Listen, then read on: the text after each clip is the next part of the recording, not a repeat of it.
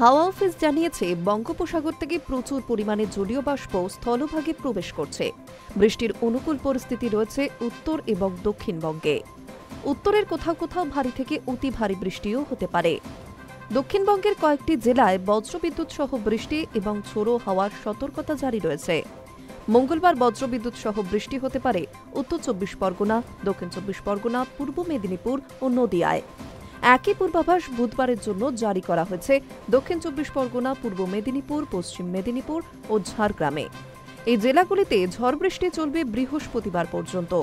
বৃষ্টির সঙ্গে ঝোড়ো হাওয়া বইতে পারে ঘণ্টায় 30 থেকে 40 কিলোমিটার বেগে।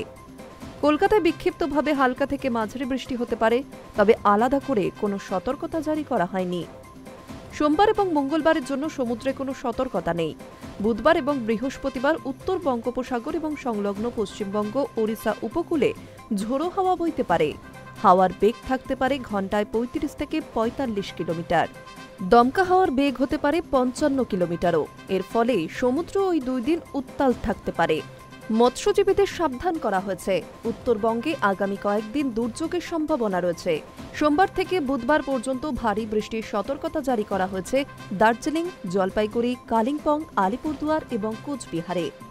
এছাড়া মঙ্গলবার উত্তর দিনাজপুরে, বৃহস্পতিবার জলপাইগুড়ি ও আলিপুরদুয়ারে ভারী বর্ষণের সম্ভাবনা রয়েছে। জলপাইগুড়ি, কালিম্পং, আলিপুরদুয়ারে 3 দিন অতি ভারী বর্ষণের সম্ভাবনাও রয়েছে। জারি করা হয়েছে কমলা সতর্কতা। সোমবার কলকাতার সর্বনিম্ন তাপমাত্রা ছিল 28.4 ডিগ্রি সেলসিয়াস, স্বাভাবিকের চেয়ে যেটি 1.6 ডিগ্রি বেশি। Hi news network.